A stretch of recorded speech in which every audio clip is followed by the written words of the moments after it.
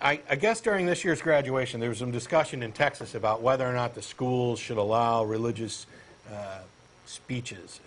Hopefully, those that did allow managed to get some kind of non-sectarian speech, but they shouldn't have had them at all. It's a violation of the separation of church and state, which I really wish more people would actually understand and grasp. So if you're a Christian sitting at home, or some other religionist, although I think most of the rest of you probably get this since you're not in the majority, pay attention for a few minutes. In Jacksonville, Florida, the class valedictorian in one of the schools got up the other day to give the speech. And in that speech, she talked about her love for Jesus and how Jesus was all important and how we were burdened with sin and how all the people out in the audience who didn't accept Jesus would descend into hell because of that burden of sin. And some people are pretty ticked off about this, and with very good reason.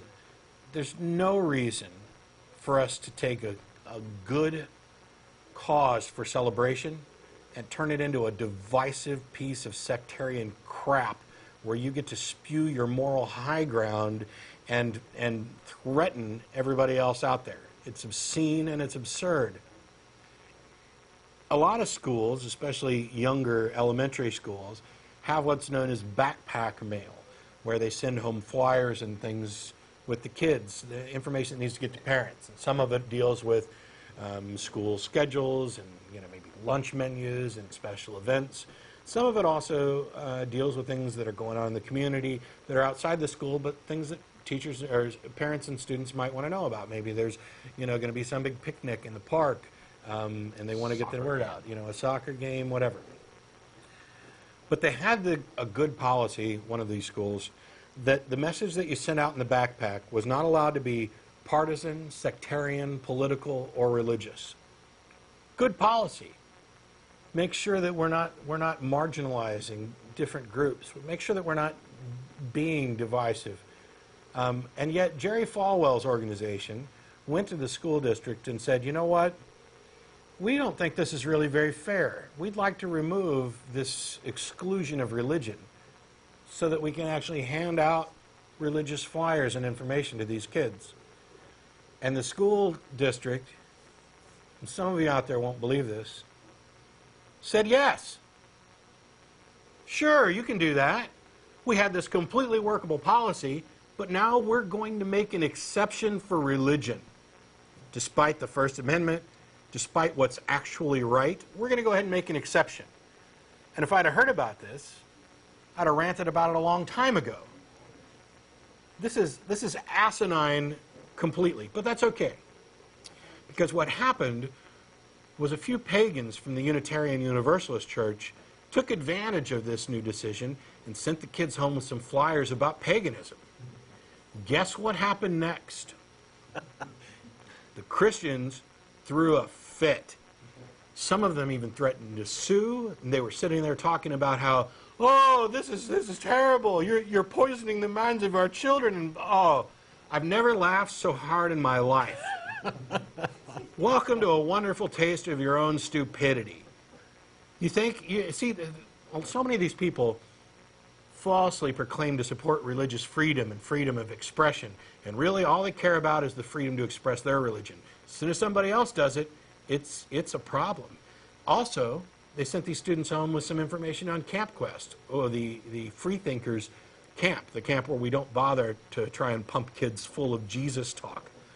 Oh boy, they threw a fit about that too. So now they're all up in arms, and this wonderfully good idea that these people were pushing has backfired on them. And in a stunning stroke of irony, one of the women who was so vocally opposed to this pagan literature said that this is an abomination, we should get rid of this pagan literature, and I sincerely hope that we bring God back to school because we need him. That's just what you did. Can you get more ironic? You made a move to bring your God back to school, and you were forced by religious freedom to let anybody bring their God back to school, and now you're going to complain and say you can't allow that. You can't allow them to do that, but you should allow us to bring our God back to school. You complete ignorant hypocrite. How about this? If you've got a blank piece of paper, is that piece of paper an advertisement for atheism? There's nothing on it. There's a cartoon I saw recently where you've got a couple guys going door to door, handing out a pamphlet, and the guy looks at it and says, "There's nothing on this," and they say, "Yeah, we're atheists." There was a brilliant essay written last year that we actually talked about. A guy went to, I think it was Hawaii, and attended a high school football game. Yes. He was thrilled to find out that before the football game started, they were actually going to have a prayer. Until they started the prayer. And it turned out to have been some sort of Hawaiian tribal traditional prayer. And he was shocked and offended. But he didn't throw a fit like this stupid person who I just finished talking about.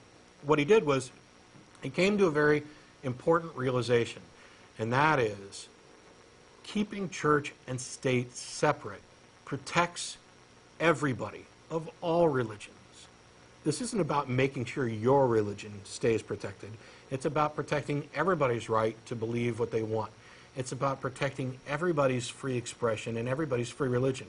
And this person who used to favor school prayer is now opposed to school prayer because he saw what it was like to be on the other side of it. And it doesn't matter, you know, for example, if this valedictorian in Jacksonville, instead of talking about Jesus, had talked about Muhammad, I think some people might have got a clue. If instead of talking about Jesus, she'd have preached about Scientology, I think even more people might have caught on. And one of these days, maybe some people will realize, maybe most of us will realize, that the best course of action is to completely keep them separate.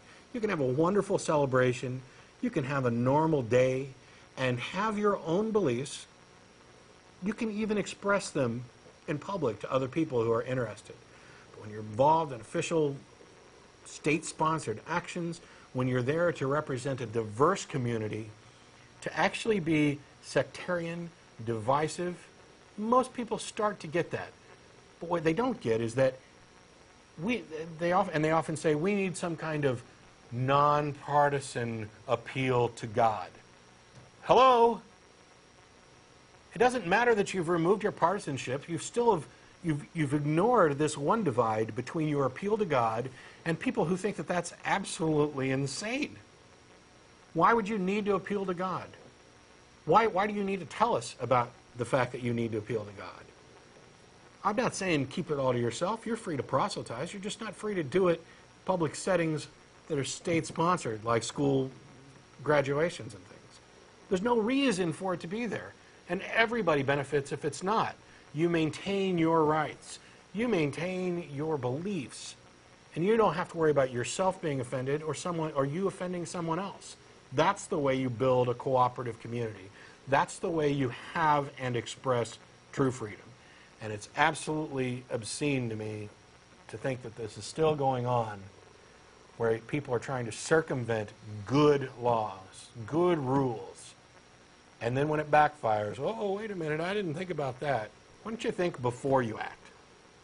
Do us all a favor. But that's my rant for this week. No.